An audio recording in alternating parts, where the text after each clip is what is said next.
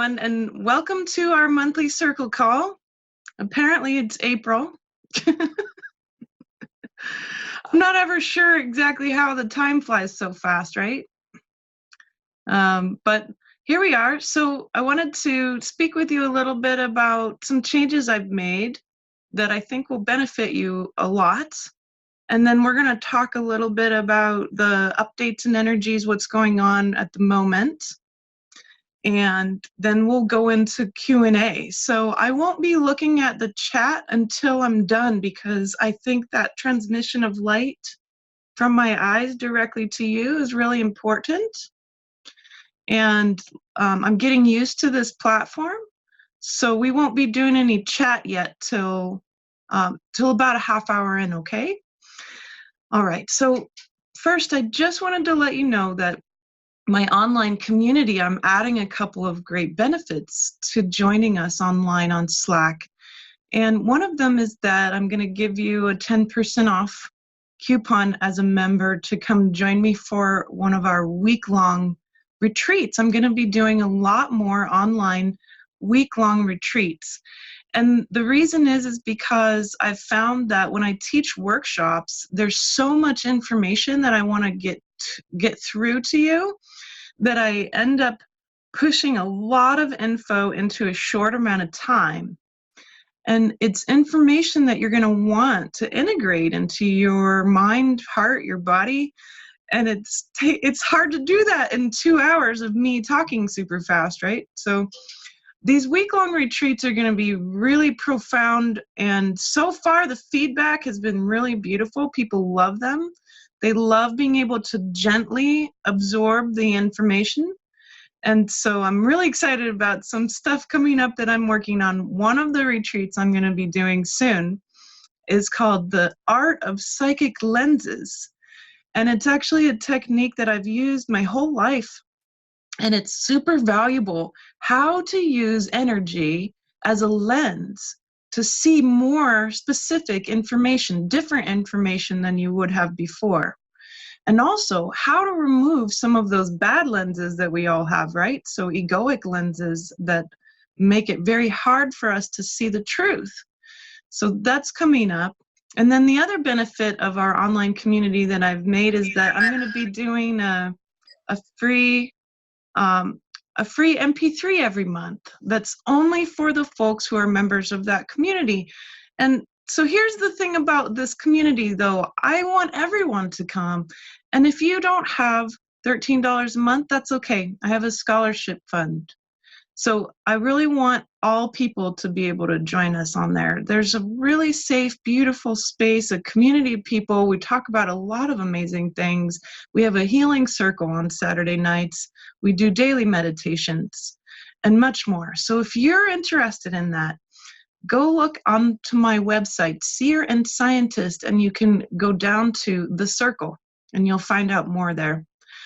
So I wanted to just give you that admin piece first that I'm really excited about. And now let's talk about what's going on. What is going on? The Cathedral of Notre Dame got lit on fire, and it's really triggering a lot of people. Fair enough, this is an ancient cathedral. It's been around since, to give an archaeological understanding of how long that cathedral's been around, the Native Americans that we know of called the Anasazi were building their palace in the rocks. They were living in and building the palace in the rocks down in the southwest of North America, which we know is a very ancient site. So that's a comparative. That's when the cathedral began to be built. Now, one of the things I noticed is that a lot of people, when they were looking at that cathedral, they were seeing a lot of the ancient sort of foundations of terror, right? I mean, witches being burnt, people being burned at the stake in front of the church, incredible amounts of pain and wounding that come from that whole structure, right? And isn't this incredibly symbolic? It leads us into this, if we zoom out, right? So, one of my techniques is that I like to zoom in and out of reality to see how certain things are tied into micro or macrocosms. When we zoom out and we look at the macrocosm of what this means, first, fire helps to bring new life. Some forests on this planet cannot proliferate without fire. In fact, the whole planet functions better because of the existence of this, what we see as a very destructive energy. And destruction, remember, that's one of the laws of the universe. And destruction is here to help us. It's a gift. Destruction recycles energy back into the universe, and it is a sign that this universe is made of love, because nothing is ever wasted. Not even a spire of the cathedral. That's not wasted either. But this is showing us that we have entered into a new era.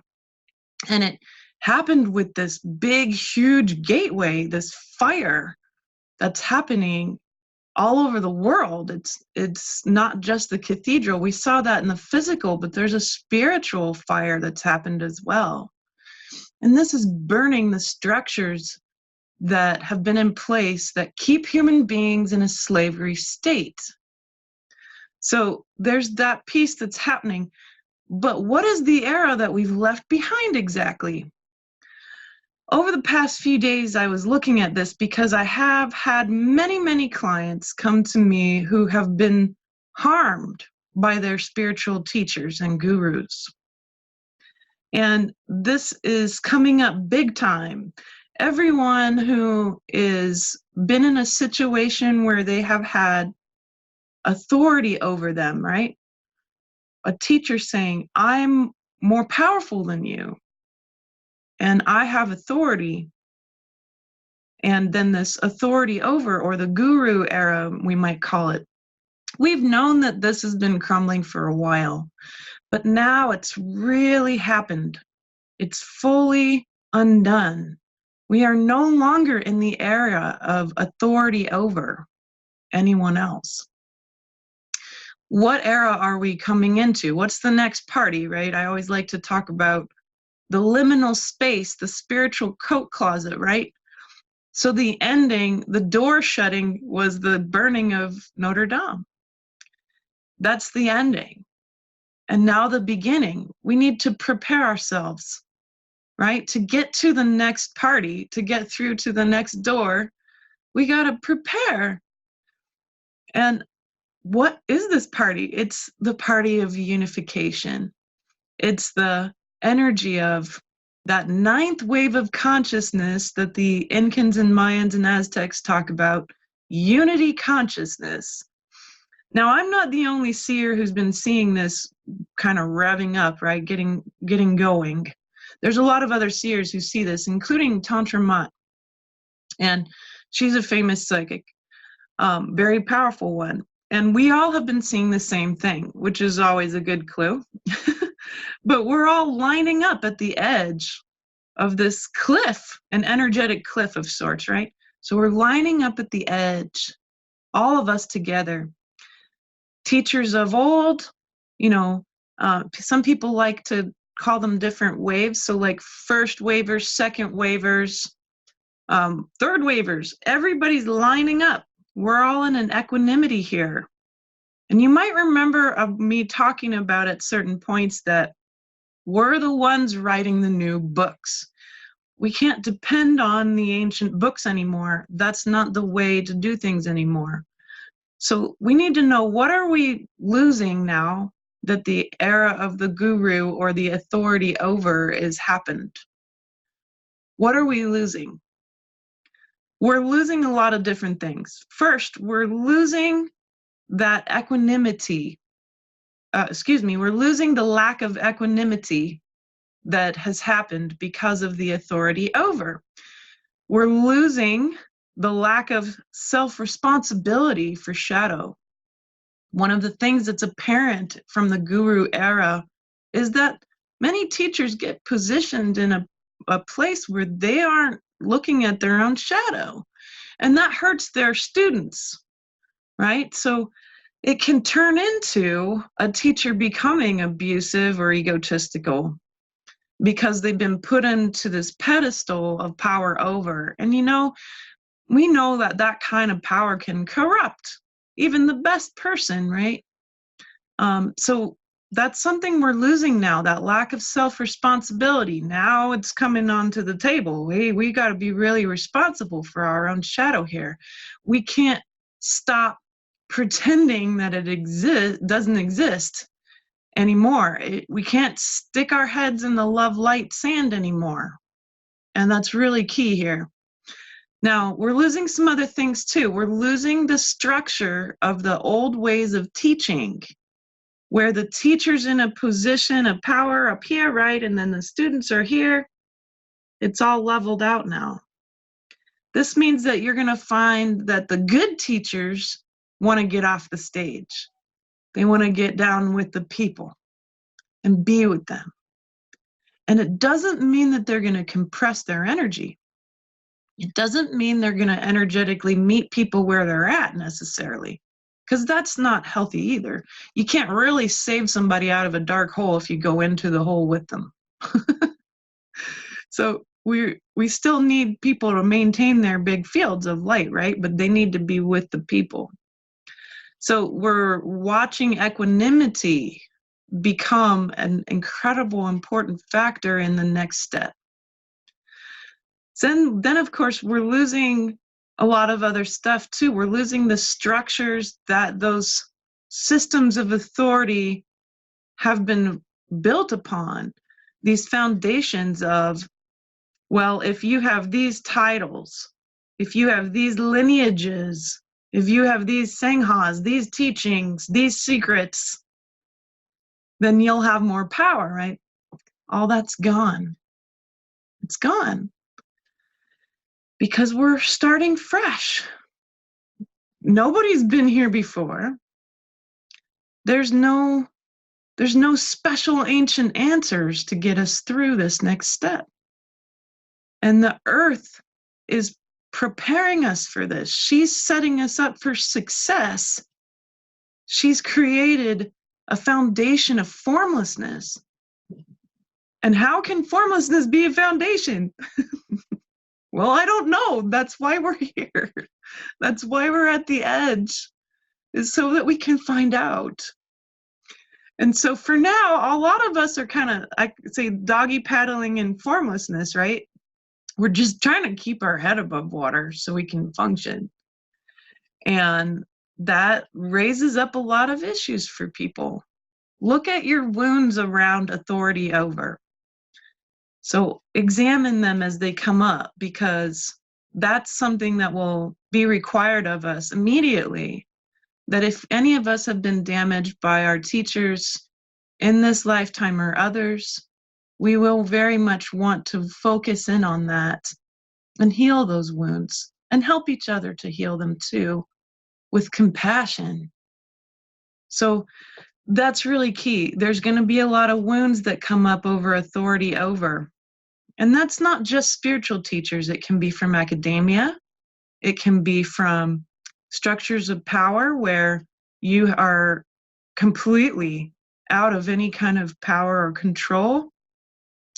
A lot of these systems have been purposefully built with that power over mechanism, right? And if you zoom out at the global level, the power over piece has been what has continued to keep humanity in subjugation. And if you'll notice too, if you zoom out to the galactic level, friends, that's a lesson that's been learned already by our ancient star families. They've already learned the lesson of equanimity being the only way to function in harmony with this universe. And that's the only way to create balance. So that's really key. And here's my biggest message around this. To trust yourself is to trust the divine. And to trust the divine is to trust yourself. You need to trust you and your discernment first and foremost, always. That's what your beautiful body is for. It's your greatest discernment tool. And a simple way to do that simply ask, what are the pros and cons that you can look at a situation with your brain mind, right? Because that's what brain mind's good at.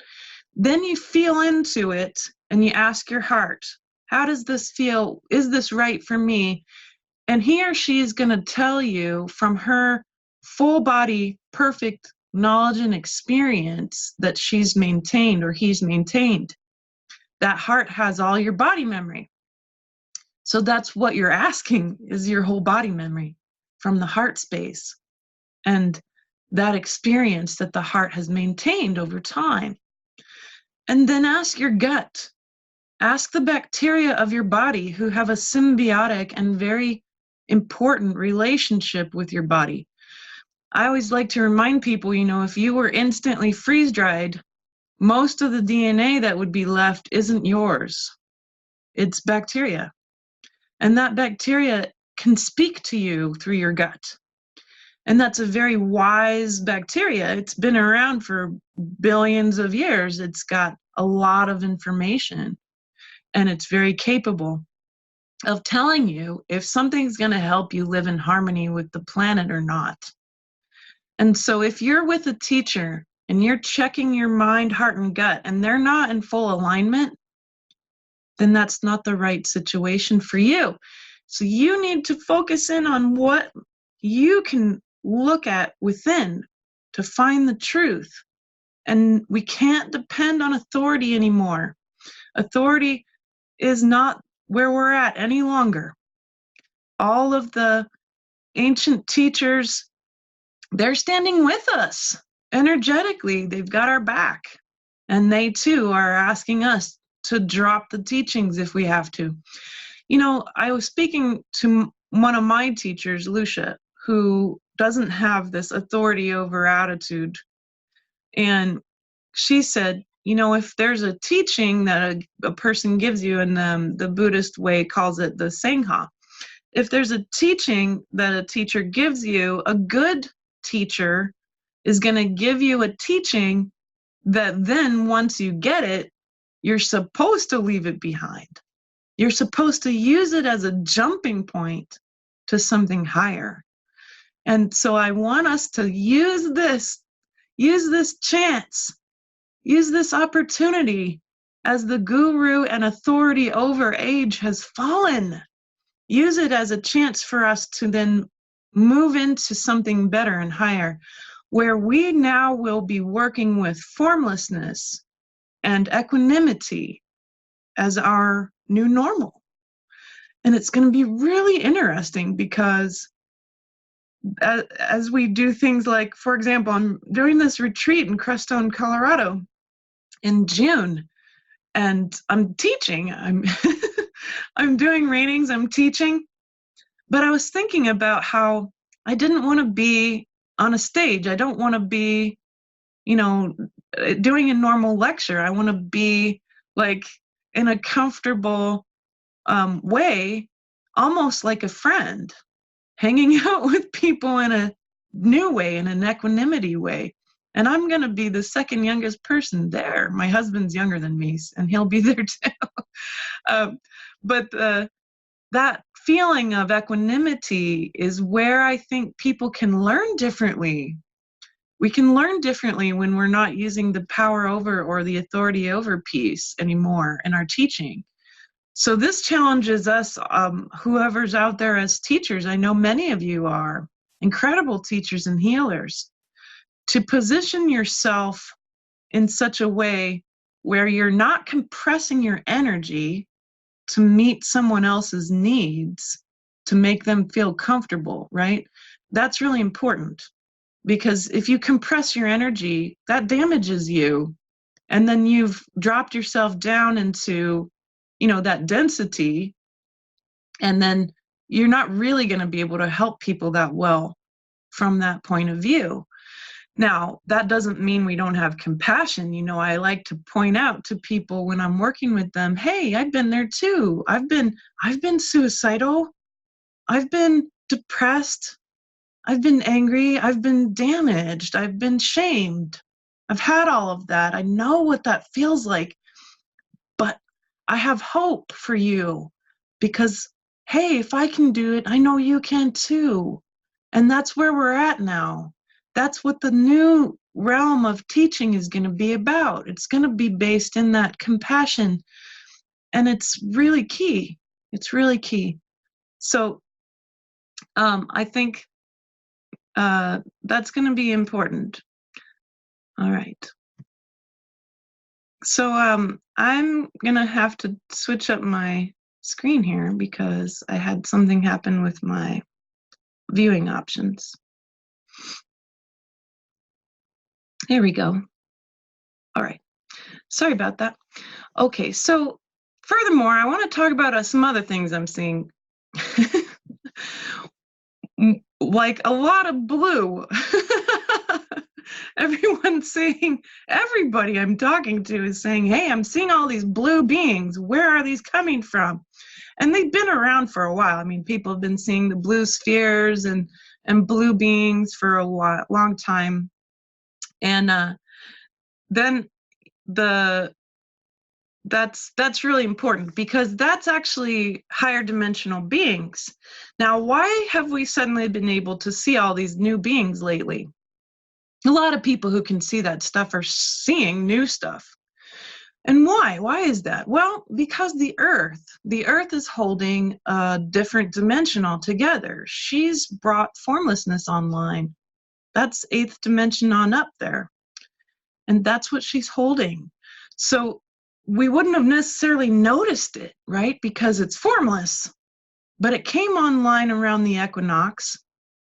And that's really key because she's helping set us up for success. And there's all these beings now that will be available because what happens is when the embodiment of higher and more refined realms of light happens, then you have access or contact with other realms that were originally farther away.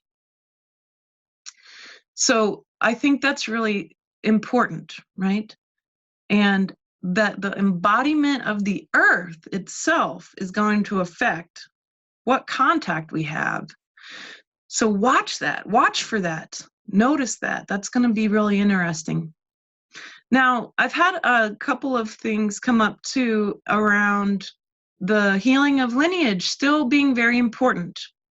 And now that the embodiment of the Earth, of these higher, more refined realms of light can happen, then that means that some of these pieces, these blockages from our trauma, from our ancestors' trauma, are going to come up to be healed.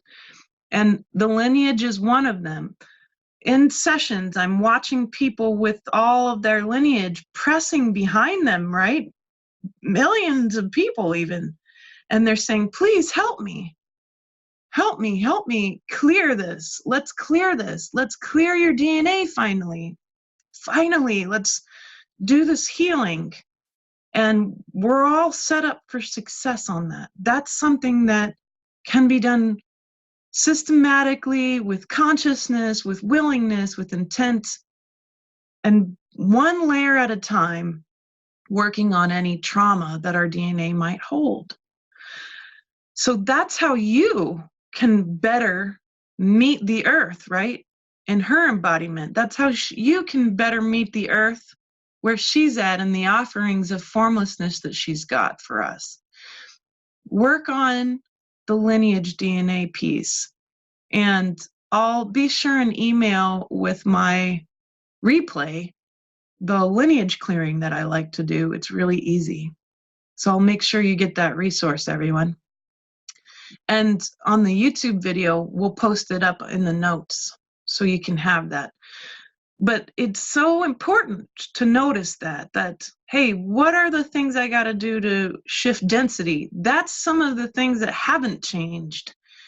To shift density, you must mentally, emotionally, and physically process. You must clear and replace any energies that need to go. You need to replace them with formless light. One layer at a time. Our bodies are like an archaeological site. And here's the good news about archaeology. It takes a lot less longer a lot less time to move all that dirt than it did for the dirt to get there. That's true. It's still remaining true. And so we're not using toothbrushes, we're using leaf blowers and like pickaxes and stuff, right? So that's what processing is all about. And then meditation, moving your mind and even the I am presence out of the way so you can connect to source light. And that's where you get to recharge. You recharge your soul, you recharge your body, you recharge your light body when you connect. And what's one of the best ways to do that? That's also easy enough? Gazing. Look up how to do gazing meditation. And I highly recommend the Sri Yantra when you do that. There's good scientific studies about that. Using the Sri Yantra to gaze can be very powerful, and it only takes a few minutes. So here's what hasn't changed, that the ways of shifting density out of the body are still the same. So as we're here at the edge of the experiment in consciousness, at the edge, that's what we're going to take with us. That's some of the greatest tools we have. Now, what else is going to happen on this edge of consciousness? You know, what are we going to do? Are we meant to jump off? Yes, absolutely. Is it scary? Totally. But you know, that fear is really important. Fear can tell you that you're on the right track. Fear and desire are part of the same energy, the same thread, this thread of destiny. And for all humanity, if you're really paying attention energetically, it is very scary. It should be. Because we're at this big, huge reset point for our experiment here. Now, I talk about this experiment on Earth, and I have had several people ask questions about it, and they'd like me to elaborate. So what does this mean? Why is this whole Earth experience actually an experiment? Well, the fact is that every planetary experience is an experiment. The whole galaxy is an experiment. In fact, the whole universe is an experiment. We're just part of these layers of that experiment. It's the grandest experiment that we've ever known. And it's all based in a simple question that the whole universe has been based on. The universe is here because the question that Source wanted to know the answer to is, what is love? And it has taken a whole universe to find that out. So your purpose, the purpose of the planet, the purpose of your trees outside, the purpose of your pets, the purpose of your family members, the purpose of our solar system, it's all the same. So that we can answer that question, what is love? So that's really key. I want you to revel in that there's not some particular special underlying purpose that you don't know about for you to discover. Now, your skills on how you're going to make choices in your life to discover that, what is love? Well, you're also going to find out the other side of that is what is not love. And that's equally as important, right? And that really creates a oneness in what we see as darkness and light. In fact, it's all made of light, even the darkest of the dark. That's the secret that the dark has forgot, right? That they're made of light too. But it's all there as two sides of the same question. What is love? What is not love, right? And what are we doing here on the earth? We're trying to balance out that question.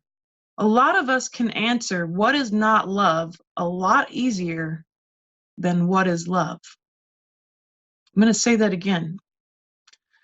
A lot of us can answer what is not love easier than what is love. That means that our experiment needs help. So we need to be here. We need to be here answering what is love every day. Every day, make a choice to look at that more carefully. Use that as your framework of thinking. It's easy to get caught in the answer of what is not love and stay there, but that's not balance. Yes, of course, we do need to know what is not love. That's true. But we also really need the balance. We need to have what is love be the main framework that we're functioning with right now, because there's plenty on this planet to have answered what is not love. So this is important because as we move forward to create balance, as we jump off the cliff of consciousness into the next level, we've reset the experiment to bring balance back to the earth. And that is a balance between formless light and density. It's a balance between those two questions. What is love and what is not love? In nature, it's very balanced. And you're part of nature. You didn't stop being part of nature. Your body's made of nature. You are in nature. You're literally a soul living in nature. Yes, it seems like, hey, we're surrounded in things that are unnatural. But that's where the balance is coming in. This is the reset point. So we're asking now, how do we make sure we move forward? How do we create balance? Start first with your mindset. Focus in on what is love and discovering that in your life every day. As you wake up, as you brush your teeth, as you make your tea in the morning, as you function at work, as you interface with humans and animals and plants and the world, even when you're on the internet. Find out, what is love? What is love here? Is there love here? When I'm in this job and I'm in my marriage or I'm in this situation, where is the love? And if there isn't any, then it's up to you to be the shining star, right? So my friend and I were discovering this, the shining piece, right? How to be someone who shines energy. And there's two things that I'm also seeing that's going to happen as we go to this next party, right? This party of formlessness and this party of balance, equanimity. First, no more taking dense energy into your bodies. No more. That's old ways. It doesn't work. It's going to make you sick. So this can be hard, especially as a healer, if you've been doing it for ages and you're used to taking in that dense, dark energy and then transmuting it. It's really a lot of work. And that's actually not going to be the way we need to function from here. So here's a cool way to rethink that. Imagine yourself like a star. And what does a star do? A star creates photons, right? And it allows those photons to slowly but very steadily be emanated out from the center point of that star, right? A lot of people don't realize that the photons that you actually see from the sun, for example, are really old. They're, many thousands of years old, actually, and they've been hanging out inside the sun until they slowly get to the surface, and then they get to be emanated. But it's a slow, steady process for you to tap into your center point, the entrance of where your soul comes in, all that light from source. And everyone has that core of light. As you tap into that, be a star. And so our joke was that we're superstars now, right? Superstar. Be a star. Be a star wherever you go. And what's this going to do? It's going to have a beautiful dissolving effect on density. It's going to have a beautiful dissolving effect on darkness. It's going to be a beautiful effect on the people that you're working on healing. It's going to be an effect for you, for your healing. And you don't have to compress your energy, right? Doesn't everybody like to bask in the sun? So that's a good piece that I think is coming for us. The new era of balance is that we're all superstars. So think of that. Think of that as a different framework of mind. So we go back, we say, what is love? And if there's a lack of, well, be the star. Be the star to be that love and watch what happens. Watch how it cultivates and magnifies love, and it trickles out of the reality that you're in. It'll come out of every person, place, or thing, because that's actually what the whole universe is made of. Good. And then we have this other thing that I'm seeing. Some people think it's really strange, or at least wonder how I function as a teacher, as a person who tries to bring in spiritual information and has a deep relationship with that light and that wisdom.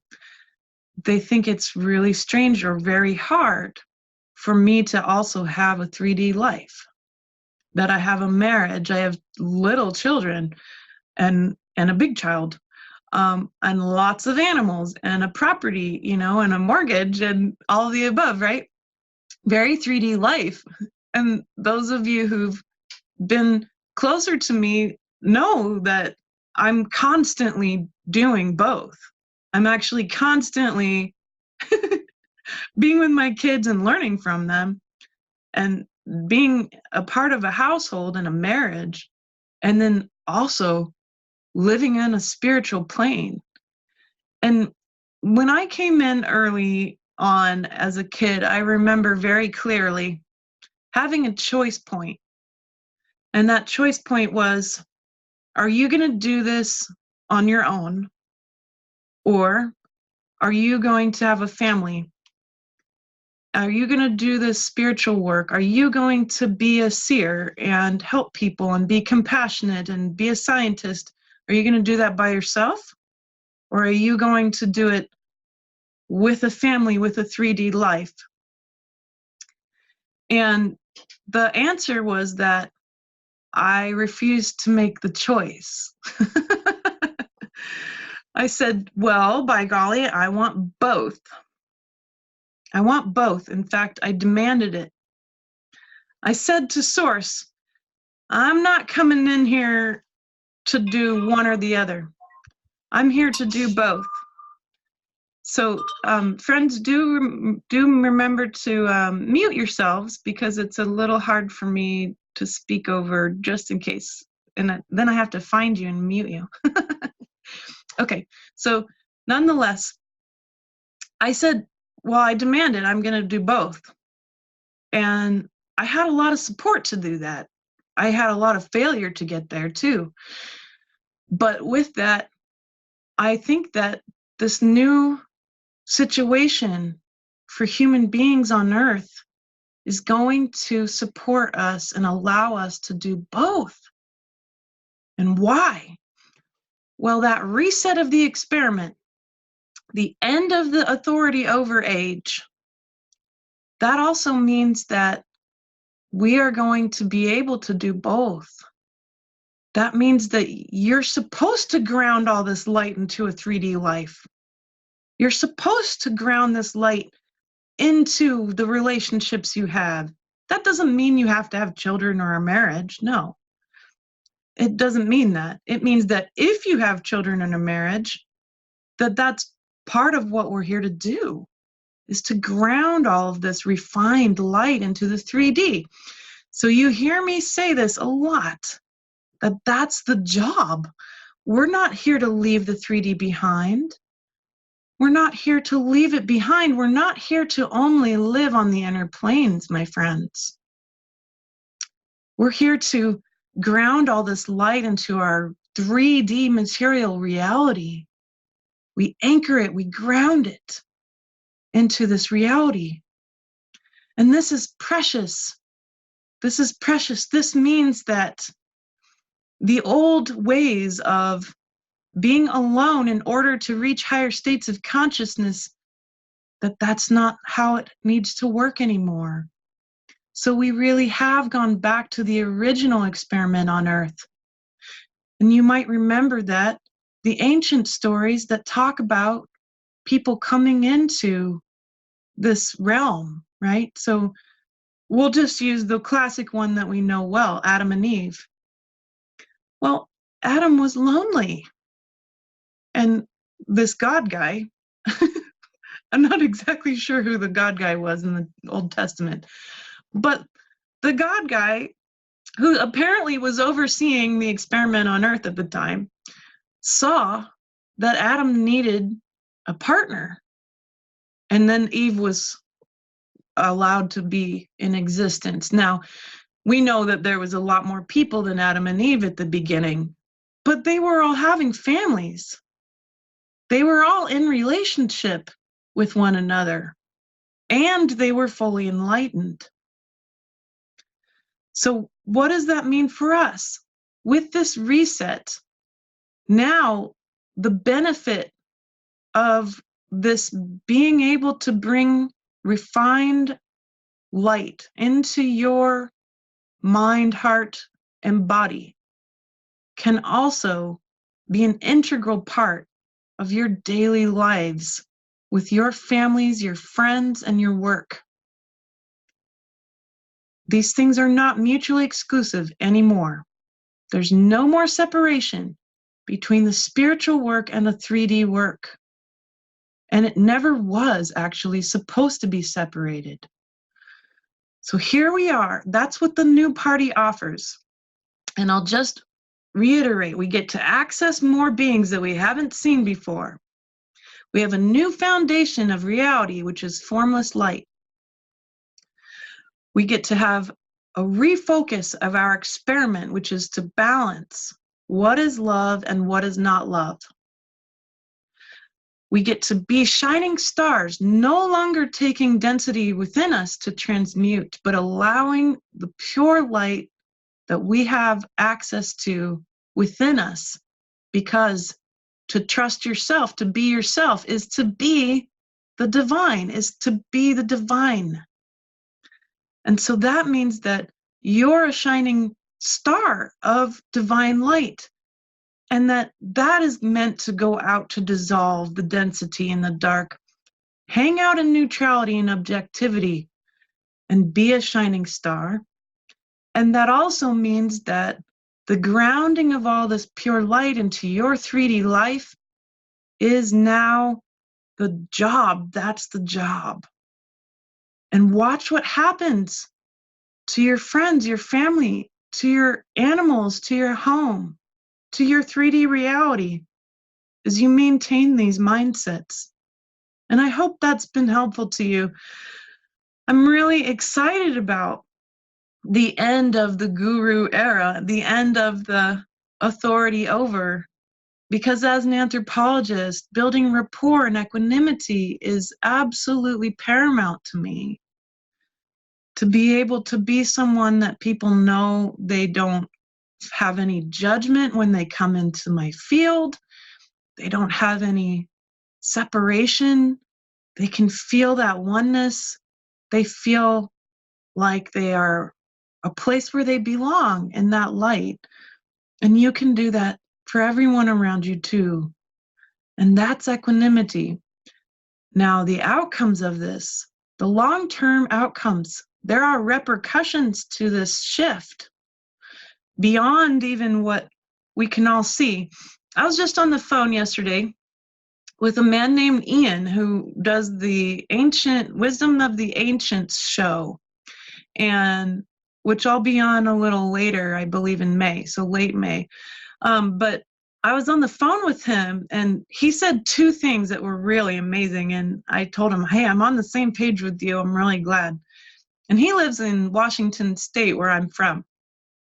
And so he was talking about how he had a message at one point about healing the masculine, right? And I perked my ears up because that's something I'm really interested in, healing the masculine and feminine, but especially helping to heal the masculine.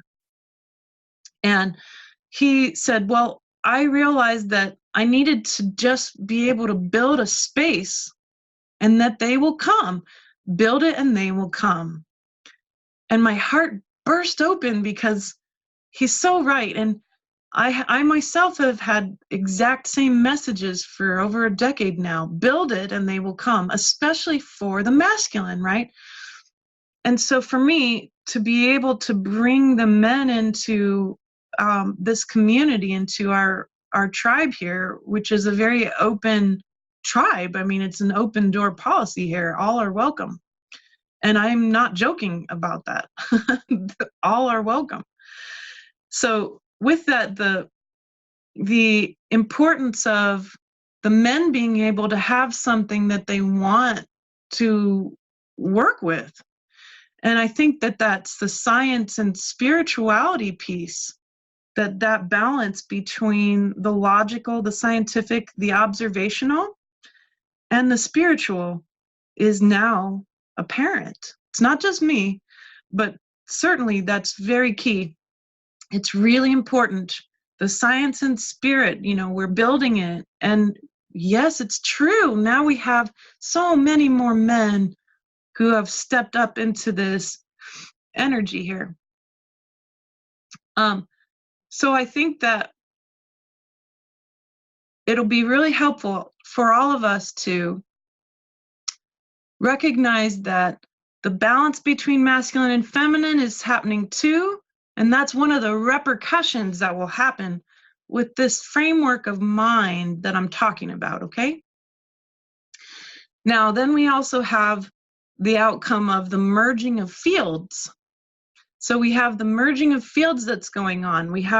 All of us have a field, right? It's literally an electromagnetic field that your body makes and your heart makes. So it's a measurable field. So I'm not just using an esoteric term here. I'm talking actually science.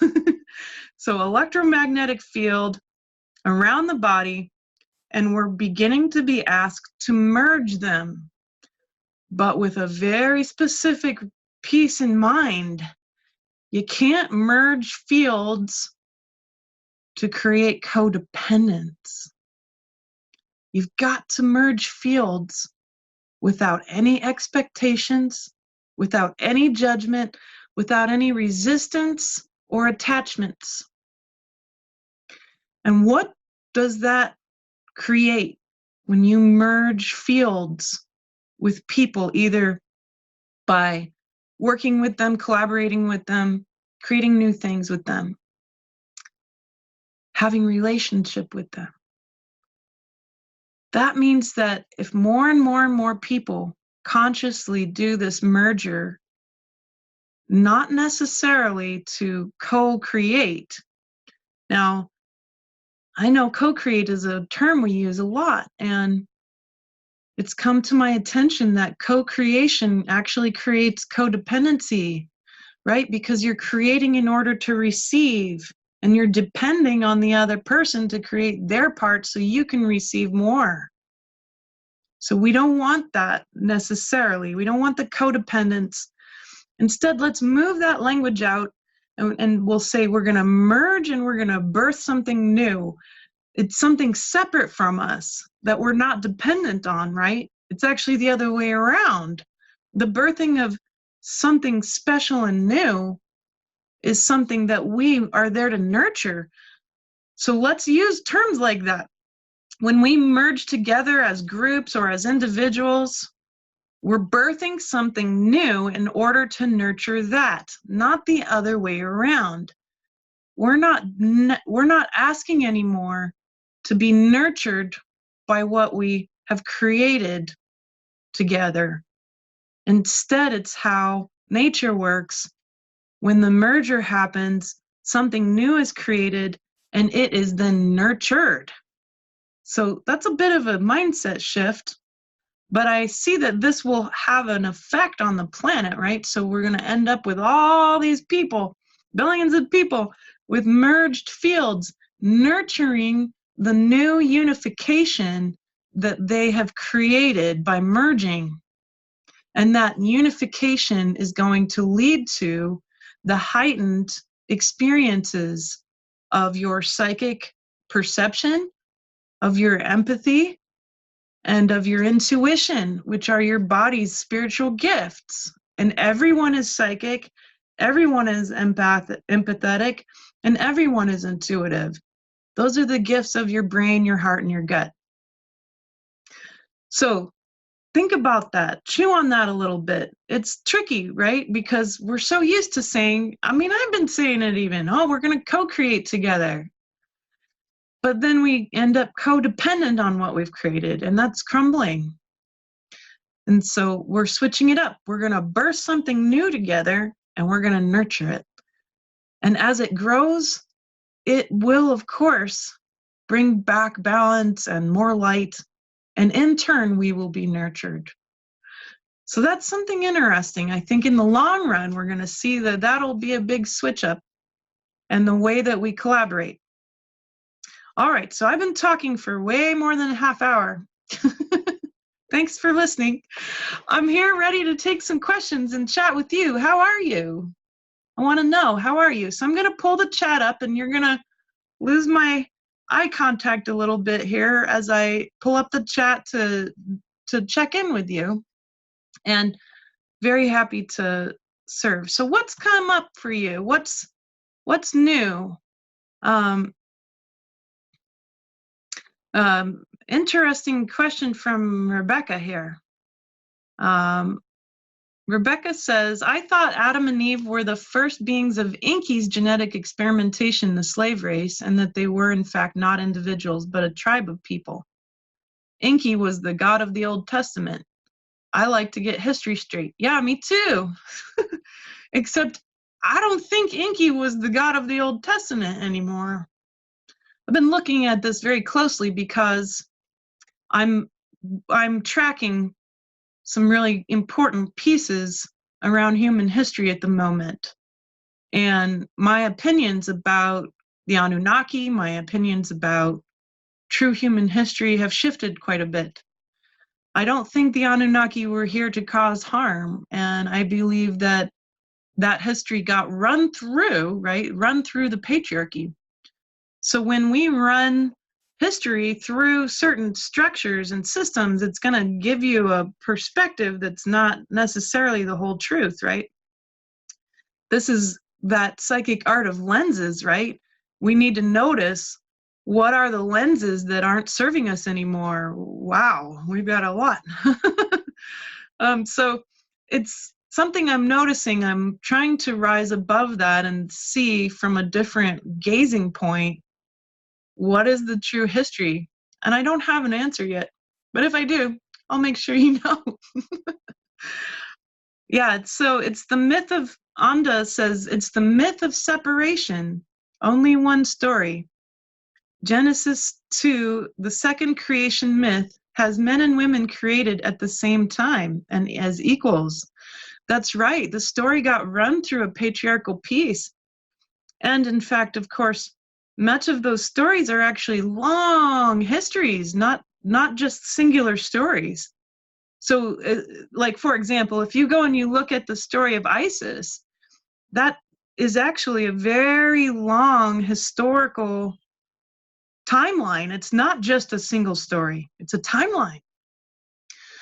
So it's tricky. I think we're going to be watching our true histories come to the fore with equanimity, right? If we're running all the history through equanimity, what is it going to look like? Wow, that's going to be interesting. All right, so Nicole says, speaking earlier of bacteria and parasites, how responsible are these for the thought forms, especially negative ones, we have in our fields? How beautiful to balance the gut biome and internal bacteria world. Yeah, it's got a dramatic effect on your mind. That's actually been looked at over the past 5 years by science, and I have some weird news to tell you about that. First off, bacteria has a dramatic effect on your brain and your mind, your mood, your hormones, everything. Furthermore, they used to believe that the brain was sterile, and it's not. It actually has very specific bacteria, and certain people with certain strains of bacteria will have certain reactions. Wild. So to nurture your bacteria biome is key. And what do we usually do? I mean, for years I've been telling people to take probiotics, you guys. But the new science is saying that, hey, if you start taking probiotics, it'll mess up your body's natural function to rebuild the good bacteria. Wow, that blows everything up, doesn't it? So I've stopped taking probiotics, and instead, what they're asking us to do, and what the science has been showing, which is working better, is to eat fermented foods, to eat yogurts and sauerkrauts and kimchi and fermented vegetables, because that naturally supports the gut biome to do what it needs to do on its own. And you know what? That makes sense, right? Because our ancient ancestors didn't have probiotic pills. And in fact, they were extra dirty, right? They were they didn't know that they had to wash their hands. They did a study about 5 years ago again on the Kungsan people. They had that cool click language in Central Africa. They're some of the last hunter-gatherers on the earth. And they did a study on modern people's gut biomes, like in the United States and the UK. They took gut biome samples, and then they took gut biome samples from the Kungsan hunter-gatherers, and the bacteria variety was so incredible. It was like here, the modern people had like 10 or 20 strains of bacteria, and the Kungsan had like 200 and 500 strains of bacteria, and they were much more immune. So that's a really key thing. They don't eat probiotics. They hunt, they play in the dirt, they literally dig stuff up and eat it. And so that says a lot about us, right? This hygiene world, this obsession with germs, and then the replacement of our natural fermented foods in the gut is not serving us. It's causing depression and illness. And furthermore, yeast can really harm your mind. It can cause you to be very depressed and cloudy and dysfunctional and moody and affect your hormones very badly. So this is absolutely part of this human experiment, getting back to balance with nature, right? So let's do a little heart command on this, okay? Because I feel it. I think we need to do that. So let's drop into the heart together real quick, okay? And we'll say, dear heart, please let any dysfunctional bacteria or yeast in my body know that I have fully learned its lessons, and I welcome it to shift out of my body and field now. And take a big deep breath.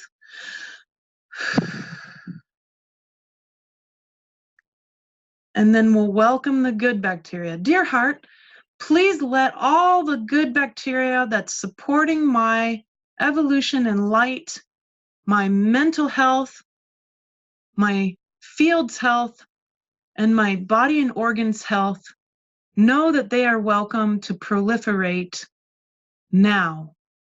And take a big deep breath.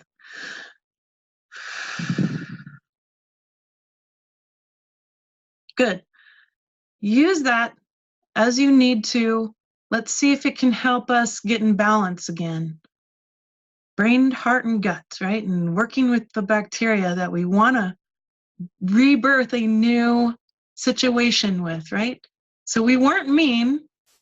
We weren't mean to the bacteria that aren't serving us, or the yeast. They're just doing what they got to do. But we're asking them, thank you so much. I've learned what I needed to learn. I welcome you to go now. And that's what they're there for. Good. Okay. So Milena says, I know we all come from the stars, but what are these human hybrids? And how do you recognize that you're actually one of them? I don't believe my body would have survived what it has survived without upgraded genetics.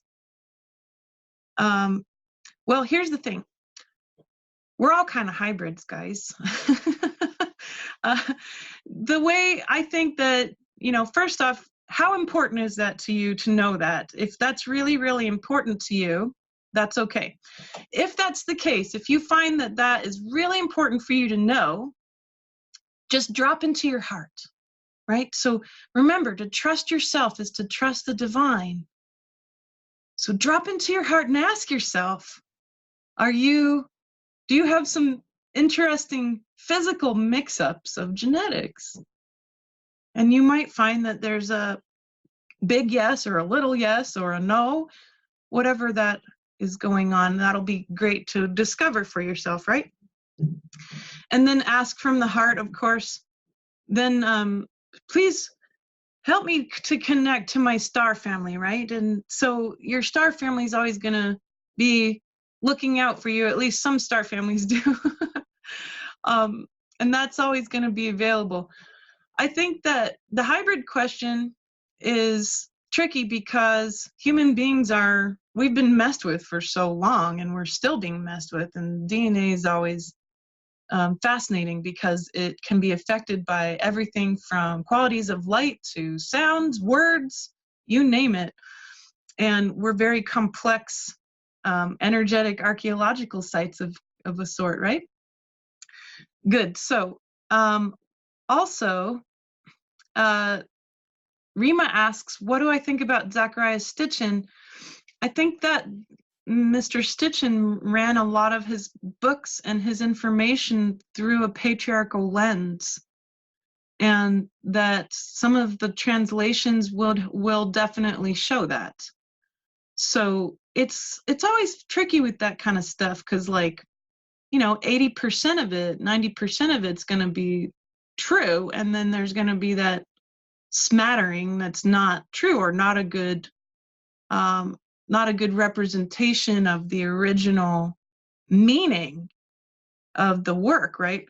So it's really tricky with that kind of stuff, especially with lost languages like Sumerian, right? So I think that Zechariah certainly brought attention to the ancient true history of humanity, right? And that's really important because we're not taught any of that, are we? I think we got as far as in world history, it's like we skipped over everything. And every time I ever did any history class, we barely even covered, anything like the Spartans, So super ancient history's been run through a lot of lenses. Just notice that. I think that's more important than anything. And check with your body, right, to discern brain, heart, and gut, right? When you're reading something or a material of something, make sure you're checking in with your body to see what resonates and what's not true. And that actually can be interesting for individuals who do have a hybrid body, right? Your soul is your soul. Your soul has its own history. It's been lots of things. But the body itself, it may have a slightly different configuration. And so then you're going to be running that through a different configuration if you've got an interesting hybrid body. So notice that. Notice that also if certain processes might work for others, but they don't work for you, don't freak out or give up, because it might just be that your configuration is a little different. And you're going to want to get to know that part of yourself. So if you have, any confusion going on internally about certain processes, make sure and have a chat with the confused part, and make sure you're identifying too the part of you that's not confused, and see if the confused part can give you a new way of working with that energy and that configuration. That's my best advice for those of you who might be experiencing that. Okay, very good.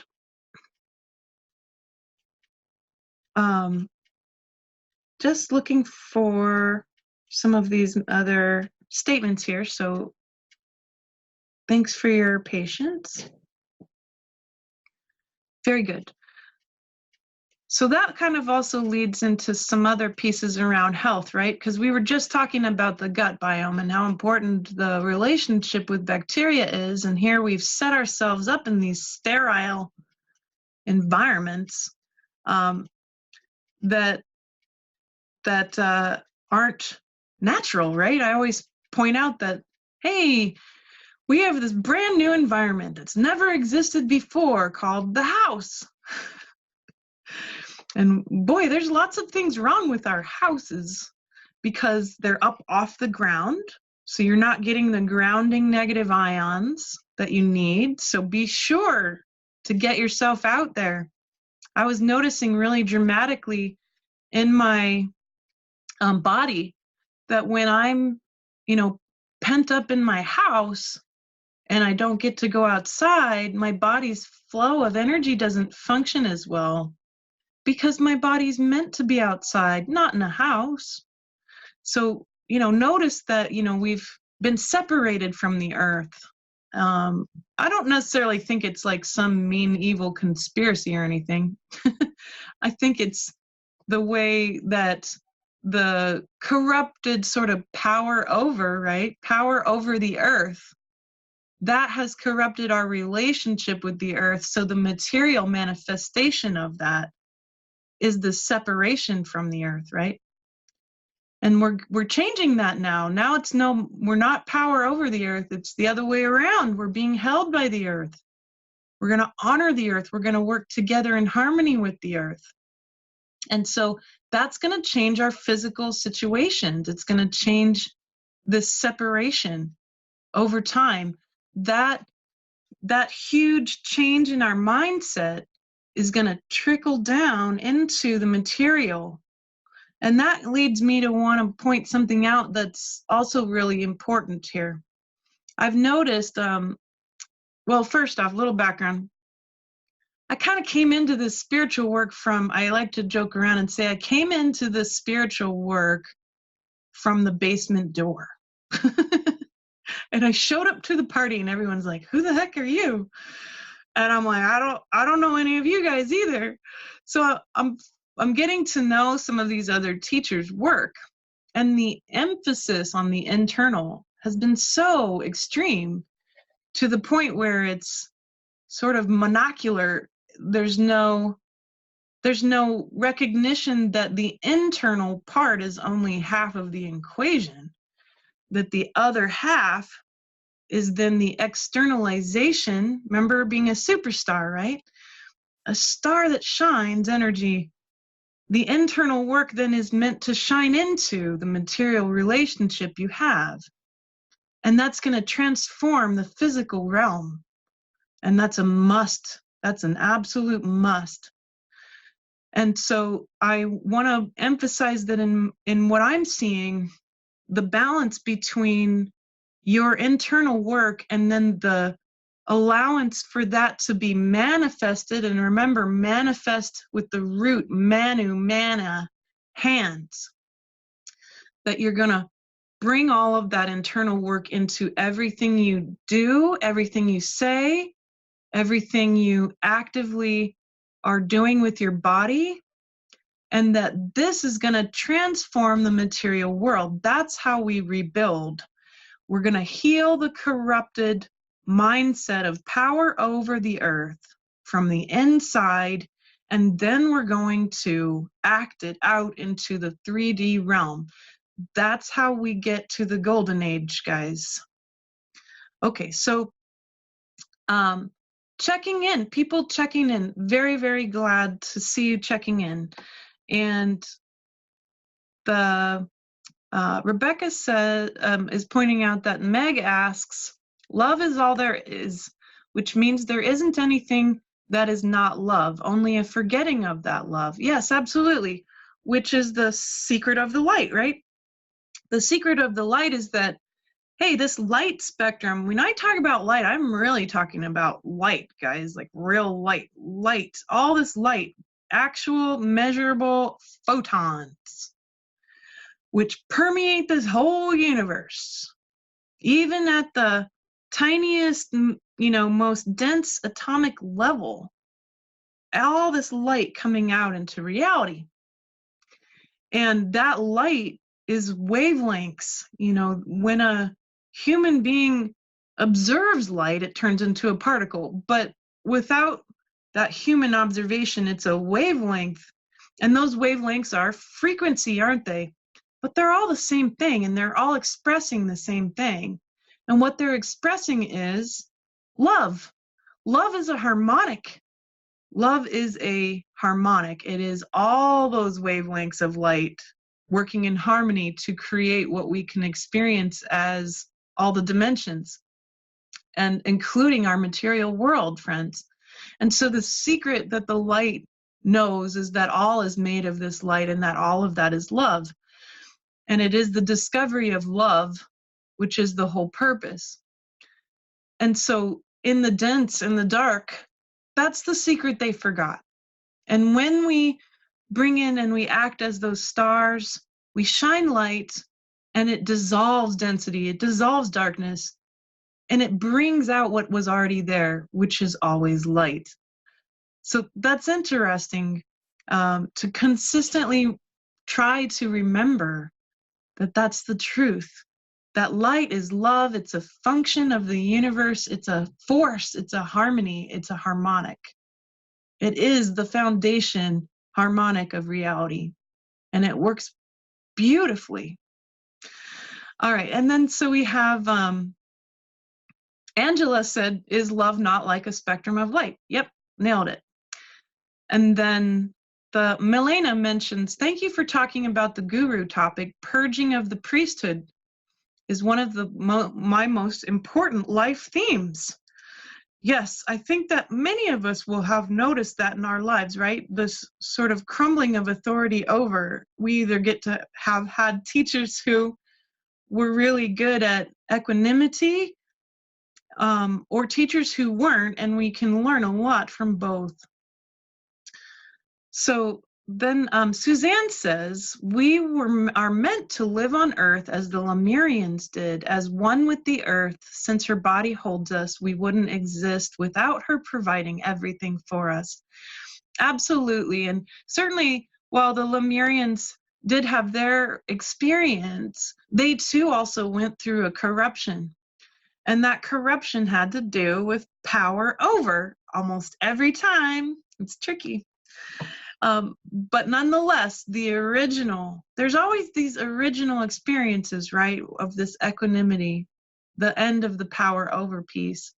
And that's going to be popping up as we learn more about true history. You'll notice that, you know, the Syrians, the Pleiadians, Arcturians, Lyrans, we've all had those different experiences from our soul history. And, you know, I always like to remind people, we know how to do this. We know how to do this. We've done it before. We have. And this is going to be something a little different because we're doing it together. And it's not been like this on any other planets, with such an incredible array of different strands of consciousness and different beings all come together like a united federation. And Earth really is like the UN of the galaxy. And now we even have had other galaxies as part of our history here. This is truly a galactic history, and we're part of it. We're playing a very important role, and all eyes are on us. Very good. So we've got some really beautiful sharing here from Krista. She's got such a lot going on and so much happening in her inner girl, her little girl inside, right? Traumatized internal parts of ourselves are going to be coming up a lot more now that formlessness has come through. And formlessness comes and it shakes us up, right? And all those big chunks of trauma get shook up to the top for us to examine. So a lot of us are watching that, me included. Krista's having this happen. It's manifested in her body. And so many of you are experiencing this too, and including me. But she's going into making sure not to resist it, right? So she's going inside, she's merging with these parts of herself so that she can open up into something more to heal, layers upon layers, merging with them, not resisting them. Don't resist it when you're doing that healing. Merge with obstacles, merge with these challenges, merge with parts of your body that are experiencing pain. For her, it's her liver. So she's merging in with her liver to discover what's been shook up for her to heal. This is really key, and she's doing a good job. Good job, Krista. All right, so question from Daniel. What are ways that we can recall memories from this current life? I feel like I've been a loss for words when I want to share memories of my experience. That's tricky, right? Because our brain is really good at erasing stuff or shoving things into subconscious boxes. That's what it does. It compartmentalizes and erases. It's not really the seat of your memory, Daniel. And so the seat of your memory is your heart. When you're having trouble, drop into the heart and ask him, dear heart, show me what is relevant for me to share right now. Is there an experience that you can help me unfold? Is there an emotion, an energy, an equation, an outcome, something that can help, that I'm being called to share? Help me discern this. And then what you'll do is you'll be patient, but allow that to sort of rise up into the mind. And then you'll see and feel specific things that are going to be useful for the moment. Assess what you're going to say, then let it drop again back into the heart, and then speak from there. That will help you to fully access the wisdom of your experiences. It may not give you perfect memory of them, but in the moment, if you're called to share something that will be helpful, then do that technique. Drop in, ask what's relevant and useful, ask your beautiful heart to do that for you. Let it rise up into the mind, turn it into words, let it drop back down into the heart, and speak from the heart. And the heart will add his richness to what you need to say. So those stories will be important along the way. We don't want to be attached to our past so much, but we can use them as great teaching tools. Trauma and events that we've experienced are great teaching tools. And good experiences, of course, too, but that we don't have to necessarily remember it in perfection in the brain to get out what is needed. It's the heart that will remember. So try that out and see if it works for you, Daniel. I think that'll be helpful. All right. So then we have an interesting question. Well, they're all interesting. Suzanne says, we have to be able to balance and anchor as well as manifest here as heaven on earth, as stewards of the planet. Light codes come through the photons. Absolutely. Precisely. That's the ancient and also new way of being, the state of being, and a little different then too, right? Than the original setup. We're actually being asked to merge our fields to create one collective psychic family. Wow, that's already starting to happen. And I know the earth is setting us up for that. Okay. Let's see. I like getting together too, by the way, Suzanne. Thank you. Angela needs a definition for equanimity. That's very clever word, right? It could be a lot of things. Equanimity at its root says equal, right? But we're not necessarily talking about equal. Okay, equal's a bit different than equanimity, because equality would say, well, 1 equals 1, but I might not be a 1, and 2 can't equal 1. So what does that mean? It doesn't mean that we're all equal, because we can't be. We're all very, very different. In fact, we're all completely and utterly unique in the entire universe, guys. But what equanimity is, it's a foundation of your experience, your desires, your pull towards the light or ascension or your path is just as important as mine. And so equanimity is the field we want to work in. It's a field of limitless value. I can value you and your time and your experiences without limitation in an infinite way. And I can value mine the same, even though they're different. That's what I see equanimity is. It's a field of limitlessness. And this is going to help us heal. That means that every single amazing, unique human being and all of their tragedies and all of their joys are incredibly, infinitely valuable. And this is a big mindset shift, because for ages, we have been taught that certain people's experiences are more valuable than others, and that's not true. And we've even got science being bad about it, calling our experiences anecdotal and not useful. And I say that's wrong. As a scientist, I say it's wrong. As an anthropologist, I say all of your experiences are incredibly valuable. That you are taking part in this universal experiment in a field of limitless equanimity. That means that your strand of luminosity is just as important in this fulfilling of the purpose we're here to do. So that's my definition, and I love it. I think it's so valuable. And you know, I learned it. I learned it from anthropology. I learned it from my science, and that's a beautiful science. It helps human beings have a new mindset, and that's partially why anthropology has been suppressed.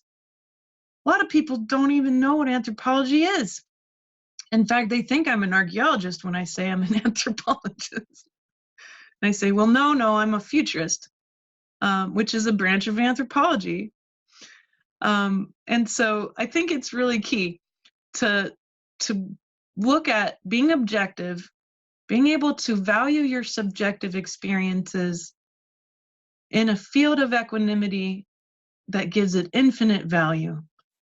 And that's what we're here to do together. Let's birth that as our new reality. Good. All right, so we have some more questions.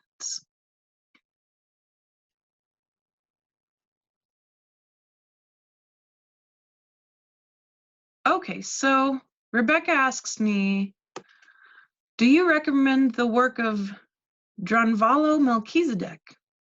He has a famous book about the flower of life. And she's also wondering if Thoth or Toth was Enki, who's Saint Germain, Nostradamus. I was taught that these beings were one and the same over the millennia. This is a very confusing topic for me. You know, I'm a good teacher because I can tell you when I have no idea. So I honestly don't know. I have no idea who Drunvalo is. But like I said, I came into this from the back door, right? And I've shown up and I'm learning about all these teachers, and I really don't know any of their work. I was in academia for a decade, and then I worked as an assistant for Lucia. So I really only learned about mysticism from her. And then, of course, branched out to discover my own understandings of mysticism, which is really the study of power and light. But these teachers and the histories that are coming through, I just want to pull you out a little bit, Rebecca. I want you to zoom out a little bit, okay? And notice that part of why it's so confusing is because a lot of these histories and a lot of these facts have been run through the patriarchy and the oligarchy, right? These power structures. They've been run through, and so they're only going to let you see a certain amount of information. And we've all been holding those structures in our bodies. So we've been taught to hold those as lenses, right? And to look at the world through the eyes of the patriarchy or through the eyes of power over. I think that's actually why this whole power over thing is so important. It's going to blow up all that. And then we're going to start to discover our true history. I really don't think that the true history of the earth has been fully understood yet, because we're still shifting all those different lenses that muddy the waters. It's sort of like that saying, the winners always write the history, right? The victors always write the history. Power over. So as that moves away, the equanimity of our history will show up. Different aspects of our history will show up that we didn't see before. So, in short, I have no idea how to answer your question, but I think it would help you to feel more confident if you were to zoom out and just simply recognize that much of what we've been taught has been run through those lenses of power. Okay. All right.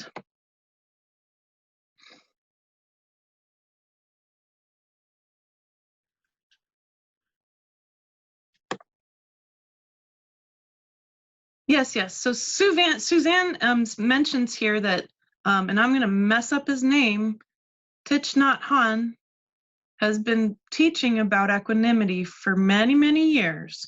I absolutely agree. He's right on the money with that.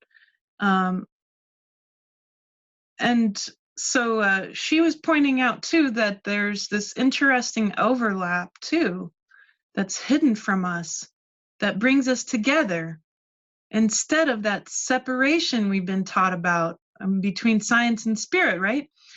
That's huge. In equanimity, there's no separation between science and spirituality.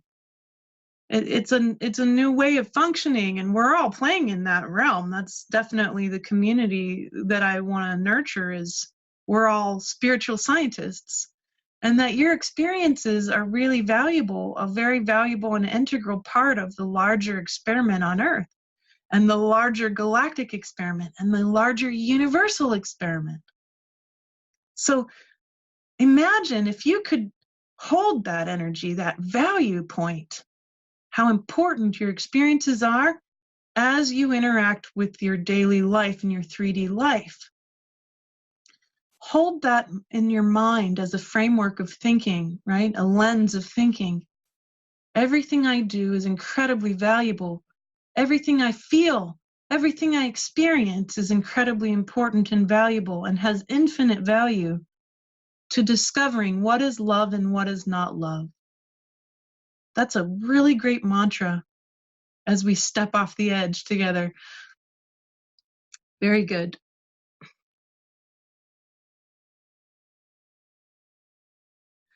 So Suzanne, very helpful. She knows a lot about Dunvallo. And so that'll help Rebecca. We're all here to share wisdom, right? So Suzanne says, I know a lot about Dunvallo. His book, Living in the Heart, is fabulous and teaches exactly what Elizabeth is saying today. All his book combines very well with what I share. Saint Germain had many famous lifetimes reincarnating over and over to bring the truth. I've heard that. So it sounds like Suzanne's on top of it. I hope that'll help you, Rebecca, because I haven't used it before. Lots of people love his book. So apparently it's highly recommended, everyone, which I love. Great to get recommendations and share your wisdom here. All right. And so Angela, she said, I Yes, me too. I went into my 3 to 4-year-old little girl and asked what she needed. After listening, I created a beautiful, natural Waldorf-style kindergarten for her to be held in, to play and be free and delighted by her environment. Beauty, animals, trees, friends, and a loving elder that helps the children make soup and bread, tells them stories, and loves them unconditionally. A friend suggested that I go back and check on the little girl. Did she need anything else? Angela, perfect use of the healing the traumatized selves work. You've created a natural, really gentle sort of time loop on your own timeline to take your traumatized self and give them something new. And that's very deep. It's a little different than the average frozen child work because I actually want you to interface, right? You want to interface with your traumatized selves. So let me give you a quick example on this because they're going to come up if they haven't been healed. I've done all this work on my traumatized selves, and I can say that I have a very nice, quiet mind, which is beautiful. And after living so long with a whole cacophony of lots of little Elizabeths running around and screaming their heads off, not getting their needs met, that was rough. But now they're all healed. And so the way I did it was to have that interface with them. So I'll give you the basics on how to do this for yourself. First, you want to try to identify the age of the trauma that might be coming through. It might be a reaction you're having, a trigger, a bad dream, weird random feelings out of nowhere, negative programs running in your head. Those can be a sign that you have a traumatized self that's like pushing on your subconscious saying, help me, I'm not getting my needs met still, right? So we've got all this time that's gone by. So we've got lots of different versions of you that might need different things. And they're going to make your mind really noisy with their needs. So you're going to hone in on one of them, however that might lead you, maybe a trigger, right? And so you'll hone in on them and you'll ask, how old are you? How old are they? And then here's a tricky thing that's really helpful, but it's a trick. You'll say, what are they wearing? So the human brain, when it sees that someone in front of you is wearing something different, it immediately subconsciously says, well, that's not me right now. Like that's not a mirror image of me because I'm wearing something different. So if it's your 4-year-old self, then they're going to be wearing something different. And then you're going to separate yourself subconsciously from that version of you. It's just a little trick I use. What are they wearing? And then you'll say, hey, would you come and talk to me? Because you don't need to go into that trauma. You don't need to relive it. In fact, that's actually going to make it worse. So you say, hey, come out of there. Come out of that trauma piece. Come out of that little timeline there and come have a talk with me. Most of the time they will. And then you'll have them sit with you or connect with you, and you can say, what do you really need exactly?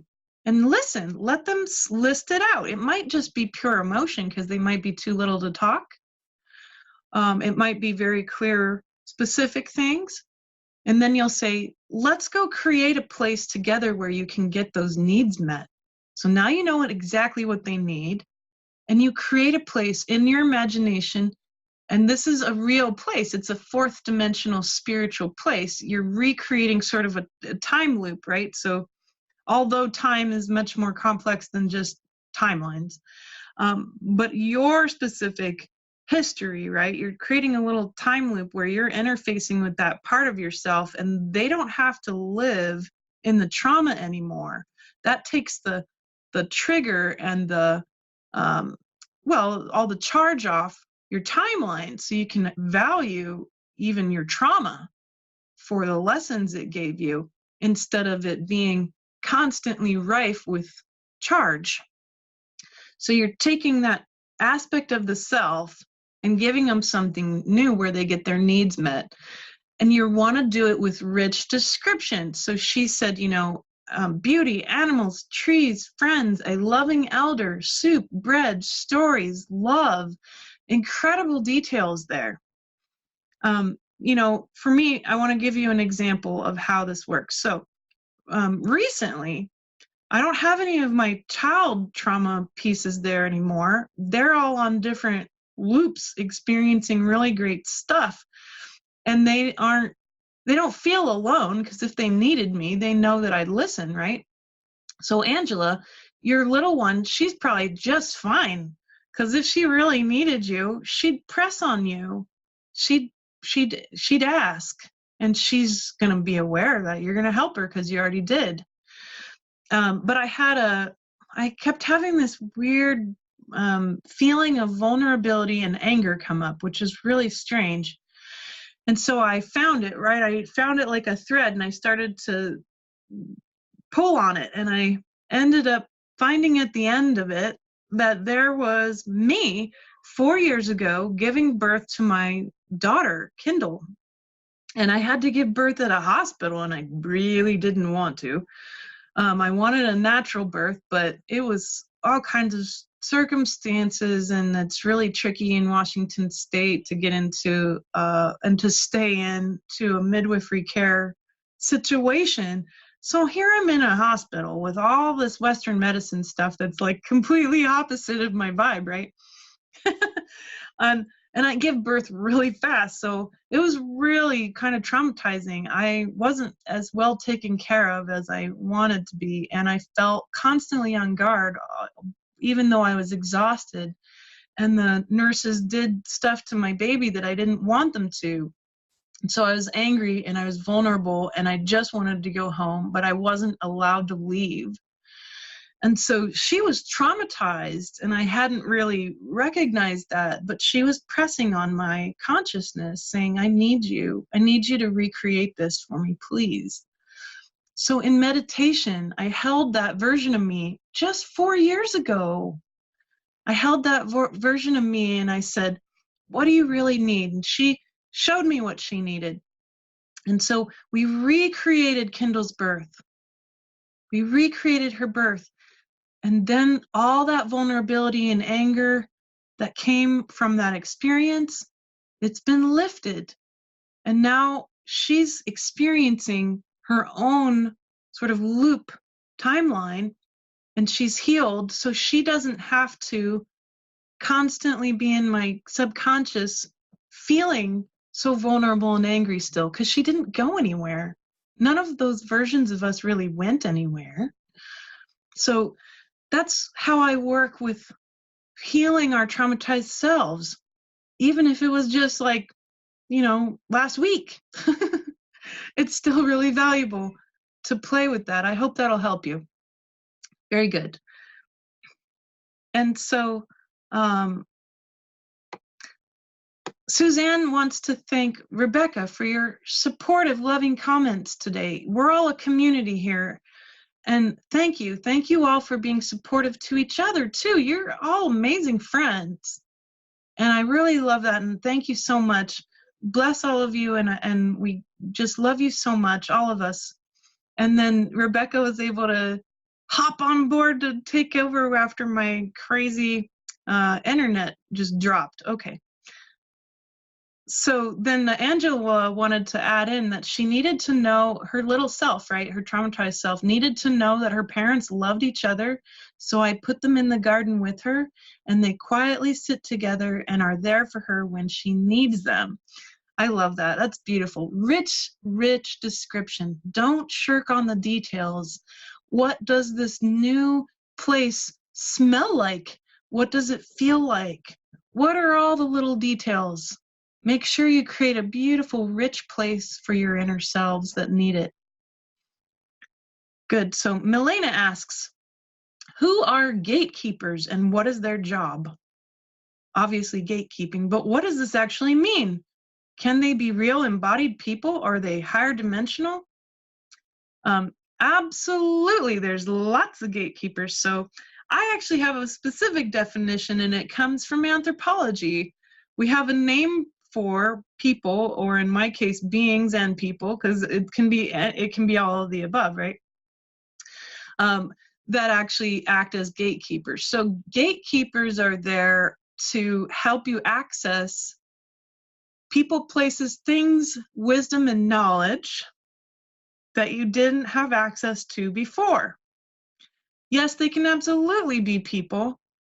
I'm sort of a gatekeeper of sorts to scientists who want to discover spirituality, or people who are on a spiritual path who need some science. I might be a good bridge gatekeeper. I bridge and I gatekeep a little bit to look at things in a different way and gain knowledge, wisdom, access to people, places, and things. And that's what I want for you. I want you to gain those things when you hang out with me. And so gatekeepers can function at any level of reality, and often they can play really important roles that are very public and sometimes not so public. In anthropology, when we go into a new situation, a new cultural situation, the first people we're looking for are gatekeepers. What do? They're usually there to vet you and make sure you're a right fit, right? They're also there to be friendly and make sure you get what you need. And if you're not a right fit, they're there to usher you along your way. And if you are a right fit, they're the ones who are going to set you up with the people, places, things, wisdom, and knowledge that you need. So how do we make sure to honor our gatekeepers? Because honoring gatekeepers is really important. When you show up to a new cultural situation, you want to make sure you're giving something of value, right? Knowledge, wisdom, some item. In 3D realm, when we do this, we bring food, right? So no one can deny someone with pie. That's my adage. No one can deny someone with pie. If you show up at the gate with a pie, it's pretty hard to say no, right? Literally, I would show up to people's doors, I'm not joking, with pie, so that they would be like, wow, she's on top of it, she wants to give, right? Even in ancient tradition, we see like different beings or even people asking for some kind of honor, right? And sometimes it'll say sacrifice, but it was actually food. So if they were saying animal sacrifice, well, it was you bringing barbecue, guys. And then they would have access to divinity, or they'd have access to new wisdom and knowledge, right? So the gatekeeper plays a very important role. And in many ways, each of us have our own way of being a gatekeeper, right? Your own household is a place where you're a gatekeeper. You don't just let anyone into your household, right? You got to vet them. You got to make sure they're a right fit, that they might have something you want or need in exchange for people, places, things, wisdom, or knowledge. And if they're not a right fit, then you're there to usher them along their way in a gentle way, right? Because we don't want to start any wars. But this is a galactic skill set, right? It's a skill that many people come in. A lot of times gatekeepers are harmonizers, they're peacekeepers. And so they're there to make sure that the people who need that access get it, and the people who aren't a right fit move along. So hopefully that'll answer your question, because we're interviewing a gatekeeper next Friday. Lisa Transcendence Brown, I really like her. She's very interesting. She's a gatekeeper and a grid builder, and she's really interested in merging fields to birth new realities, and I like that very much. Good. Okay. Let's see. Someone asked me a very interesting little health question here about constipation. We get all sorts of random questions, right? It's good. That's what we're here for. There might be a spiritual component to that. I have a feeling that's what you really want to know. So yes, when the body is not got enough moisture, that means that constipation can be a sign of a lot of things energetically, and I'll just address the energetic spiritual part right now. For example, when you're bringing in certain vibrations or frequencies of light, it's going to raise your vibe, right? Well, that means that those wavelengths are going to move faster, and those wavelengths are literally going to dehydrate you.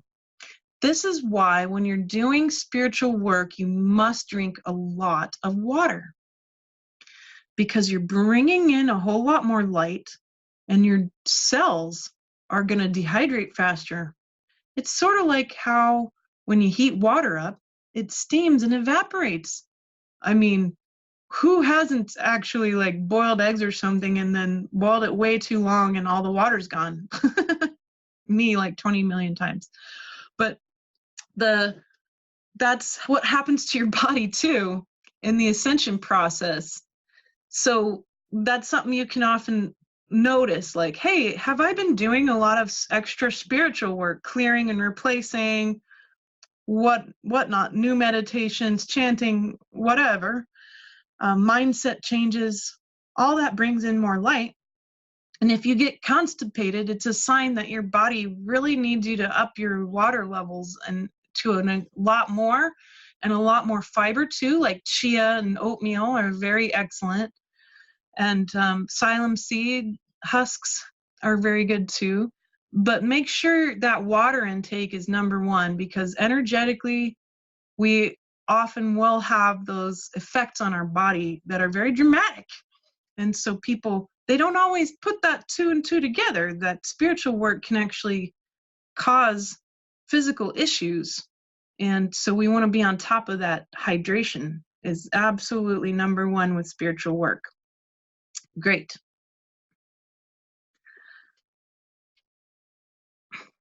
So that's really very neat.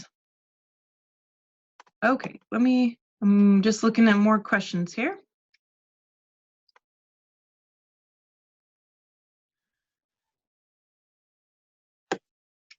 Angela says, thank you for going over that process. I have felt creatively shut down for quite a while, and these visualizations feel so good on many levels, helping me crack through the self-expression that's been frozen. Absolutely. Yeah, I too have found that when I've been healing my different traumatized selves over the years, that new levels of oneness with the moment, where all that creative power is, where all my soul skills can really shine, that can happen. And then that leads us to leaking energy. I saw that question earlier, so let me address that. There's lots and lots and lots of ways to leak energy. One of them is to not deal with your traumatized selves, because they're going to keep running the show, and then you're going to leak energy into the past. And then you don't have enough energy to focus in on where all the power is in the moment, right? It's also about worrying about the future too. You leak energy when you worry about the future, because you can't do anything in the future. So you leak all this energy worrying about it instead of being in the moment where all the action is. And then there's other ways to leak energy, being around people who are, well, energetic vampires, some of whom don't even realize they're doing it, right? But there's a difference between someone who needs a lot of extra care and help and someone who is actually not dealing with their own shadow and creating a codependent light exchange, right? So they might give you a certain amount of love, and then they want a certain amount of love from you. And that's a really poor way to love each other. That's a conditional way, right? So when an adult, for example, they're in a codependent relationship, what I'll find is that both people will often, and check yourself on this, will often believe that there's a limited amount of love available. And then they are desperate, so desperate to keep getting their cup filled, because they have forgotten how to reconnect to the source field where all that endless love is, right? And so they will build armor, they'll recycle energy, and they'll leak energy because they aren't tapped into the source field. And then they'll focus in on people around them that they believe can give them more love. And they'll do anything it takes to get that, even lie, cheat, steal, whatever they can to get that energy. And those folks, of course, they've been through a lot of trauma. That's how they ended up learning to be the way they were, right? But we need to make sure to address that within ourselves too. Make sure that we are willing to point out that, hey, you're taking energy from me and I'm giving it to you, but you believe that I'm the only person who can give it to you. You know, I've heard those words too, like, I can't live without you. You're the only thing that's going to keep me going. These are codependent creations that limit the way we share love. And that's a huge leak on people. I mean, it can even happen in a job situation, not even necessarily a romantic relationship. But that's different than, say, like our kids. My children take a lot of my energy and my love, but I have an endless amount. So I'm tapped into the source field and I'm showing them I have an endless amount, and so do you. And I'm here to always let you tap back into that endless amount until you can learn consciously how to do it on your own. And even then, I'm always still there for you to share love in an endless way, in an infinite way. So we can do that for the people around us, and we can drop any conditions around how we share love, because it is such an endless resource. So that's some other ways that energy leaks. Energy can leak also when you're not impeccable about your life. If you have a house full of clutter and dust and dirt and you're overwhelmed by your own home and surroundings, that's going to cause a huge amount of leakage of energy. So we want to make sure to keep our homes minimal, clean, and bright, right? Full of life, so that it can nurture us and our back and forth building up of light internally, and then externally being able to practice it in the 3D. So that's going to be another thing that'll leak energy, is if your household or your life is got issues with clutter or messiness. So I'll give myself as an example. One of the aspects of my life that leaks a lot of energy is my debt, my student debt. My goodness, it's like a pile, right? It's a mountain of it. I'm just one of the generations that, one of the very sort of in between generations that ended up in a lot more debt than others, because of the way the financial systems ended up basically selling out to the banks. So when I first started university, they sold our fine aid to a bank. And that skyrocketed all of our debt, because then we had much higher interest rates, and we still do. And so trying to chip at it is really hard. But that's a big part of my life that I'm always looking at and saying, how can I make sure to impeccably pay this off? Because I want to. I've got incredible amounts of value of 10 years of college, but a lot of debt from 10 years of college. So that's something for me that leaks a bit of energy for me. And I try to get real about it, especially around tax season, right? But just taking a look without beating ourselves up, hey, that's the trick, right? So I'm not going to sit here and beat myself up over the debt that I'm in.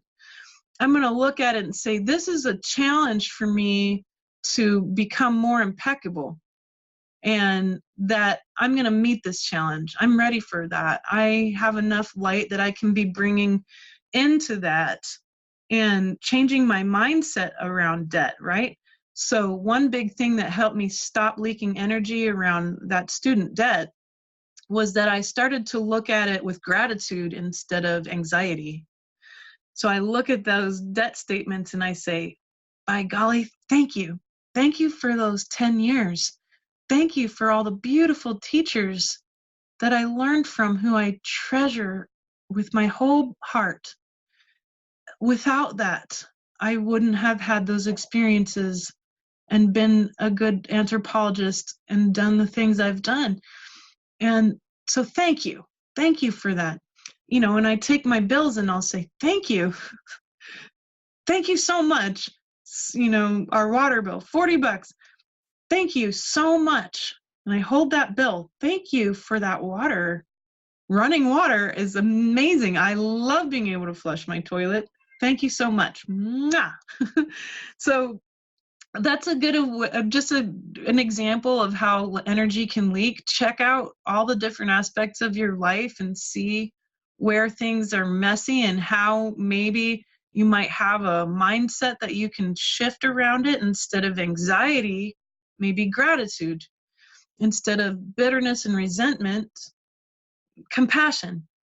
Different ways that you can end the leaking of energy, and certainly in the relationships we have, always checking on that. You know, I do often say to my husband that I love being with you and I'm so glad we're together, but I'll never say things like, I can't live without you, because that would be pulling on his energy and making him be put into a situation where then he feels like, oh, I got to keep Elizabeth alive.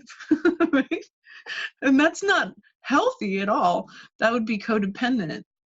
So we want to check the way we express ourselves too, because that can often be a sign. Where are you leaking energy? Good. All right. So Suzanne is a gatekeeper. Hey, that's cool. So we have Suzanne says, I serve as a gatekeeper to anchor the energies in my area in Chester Springs, Pennsylvania.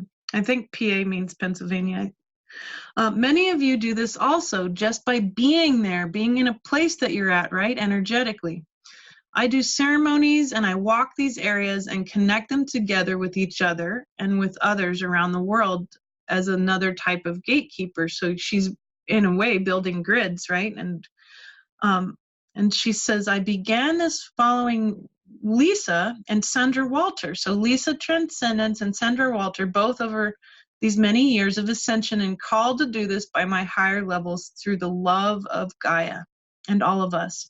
I believe this is why I haven't been able to move yet to a more preferable place. So that's a really interesting thing. Ask yourself if you're being continued to ask to live somewhere, maybe that you don't necessarily want to be, but maybe you're being asked to live there as a gatekeeper, an energetic gatekeeper, and perhaps also a grid builder. Perhaps the earth needs you to help to reconnect pieces of that place back to the earth's natural grid, which is connected to the universal grid. We're going to address some of this next Friday with Lisa. So I hope that you'll join me then. And yeah, Kathleen is saying, do you think too much time on the computer can contribute to the dehydration? Yeah, Wi-Fi, turn it off. Turn off your Wi-Fi at night, you know. When you're not using that stuff, turn it off, because yes, frequency is definitely going to dehydrate you, and internet frequency will too. And so Dakey's asking, are you doing the regular New Earth conversation shows again? Yes, live, and I'm going to be streaming them on YouTube. Woohoo!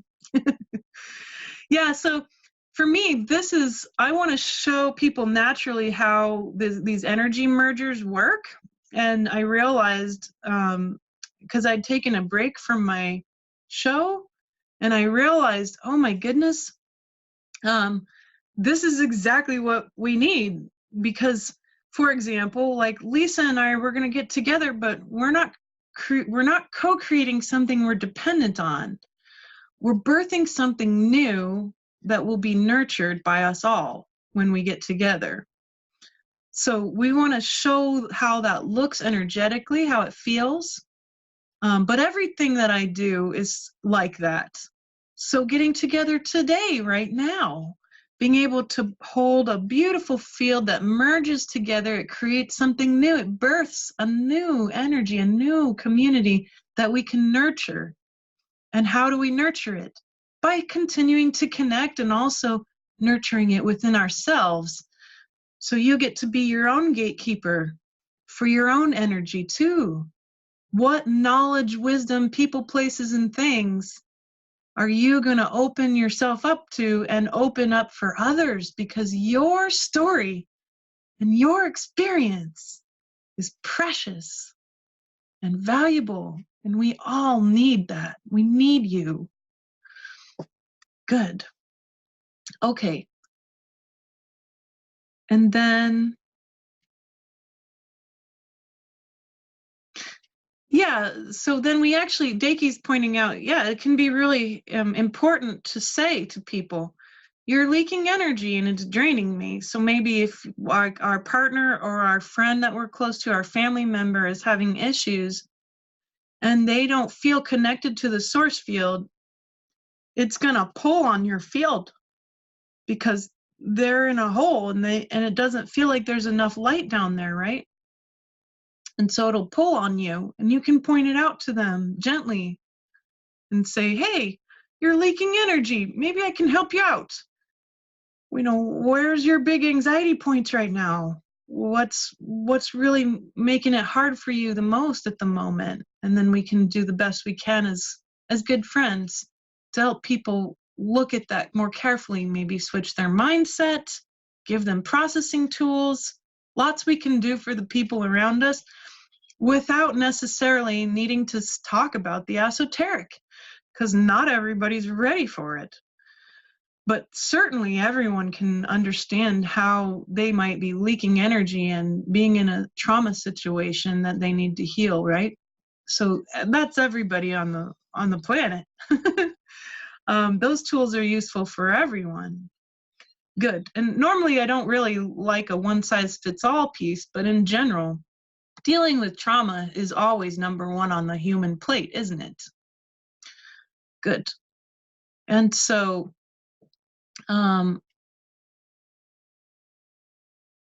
people do like the interviews. Great. I want more ideas of people you like to interview, would like me to talk to live and bring those mergers together so you can be part of that. I'm always open. Certainly email me and come on to our Slack platform, our community. We don't turn anyone away. And we're really open. It's a great place to connect with me every day in this beautiful community every day on the phone, on your apps. So I've downloaded the app on my phone here, and I've gotten rid of Facebook. I'm not even really on there except, every once in a while I'll post a promotional thing. But I'm hanging out with our community here on my phone all the time and online because I'm online doing lots of work. So I think that's really special. We have a lot of sharing going on, and certainly I'm open to you coming and processing there, helping to receive healing in your life and more light, connecting and merging our fields into an energy of birthing and non-codependence, but support and safety, of course. Very good. And so,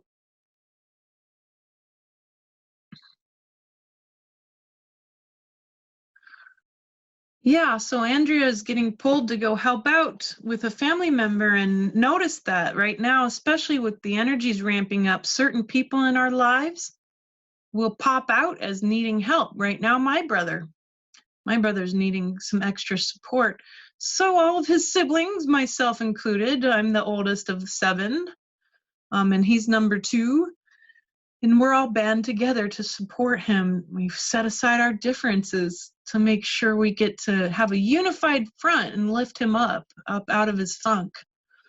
And that might be the case in your life too. Notice that might be showing up. And if you get that pull, answer it. You're going to be opening up new light for them and yourself. And we're certainly able to learn a lot when we help others, right?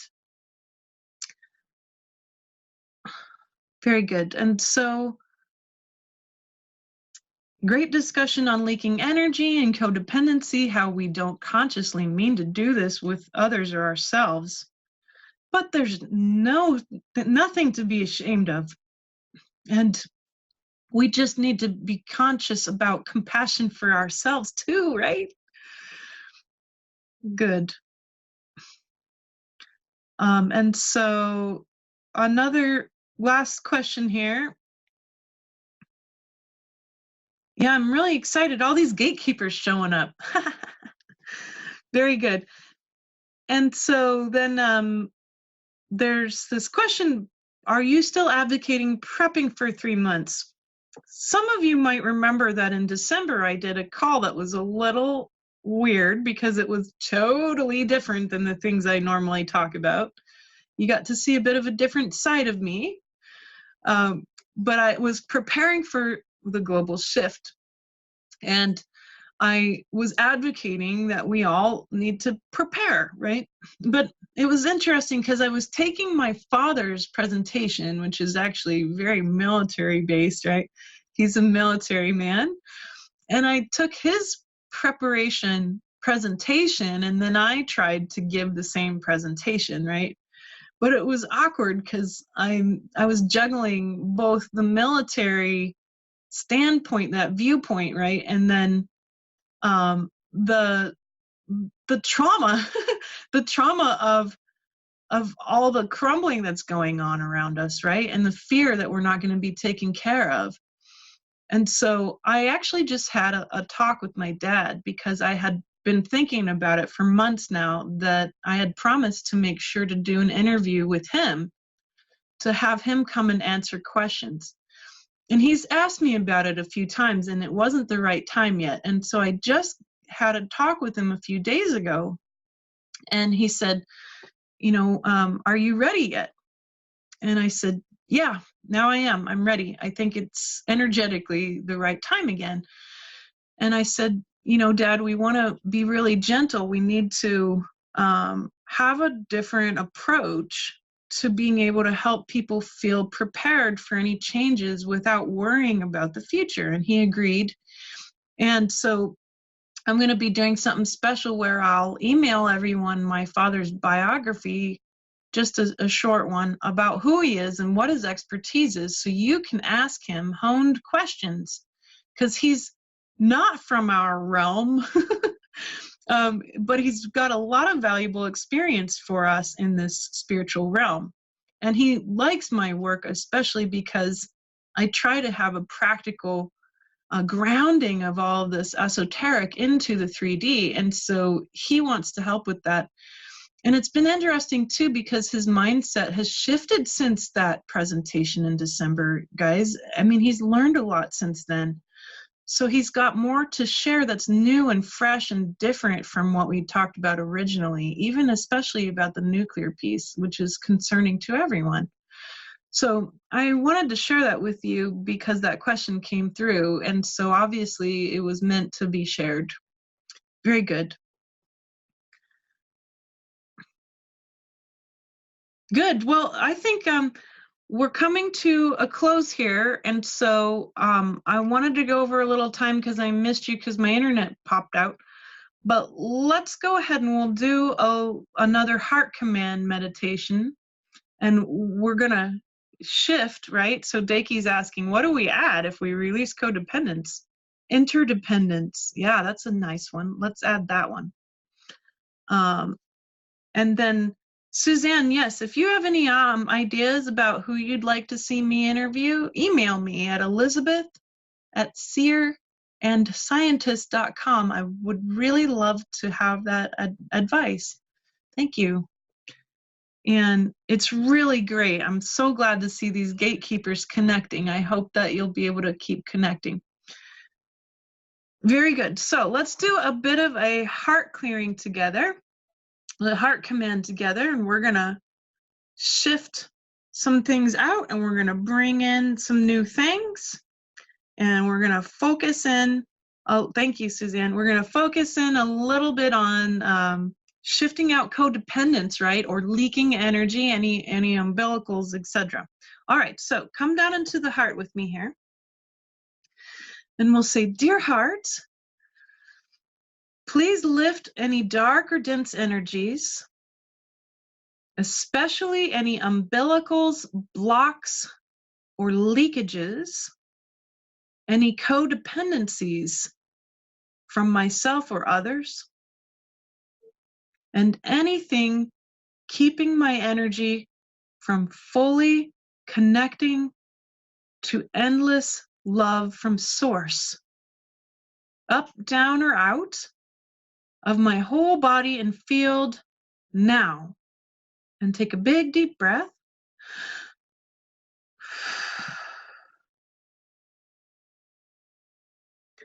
And then we'll say, dear heart, please fill my whole body and field with the pure light of oneness, with the knowledge of interdependence, and with the wisdom of merging and birthing new realities now. And take a big deep breath.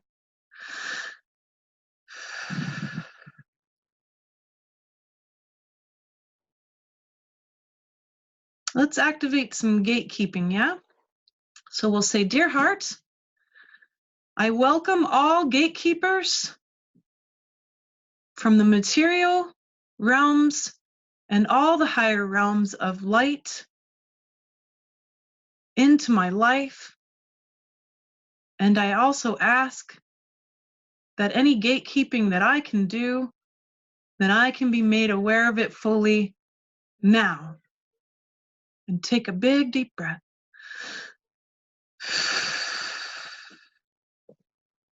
And last thing, for those of you who are aware of your gatekeeping, dear heart, please fill all those who come to me for gatekeeping with pure light and consciousness. Help me to discern who is in alignment and who is not. Help me to compassionately move anyone who is not in alignment through and welcome all who are in alignment. And bolster the strength of all the grids that I stand to keep and fulfill my purpose, bringing love into balance now. And take a deep breath.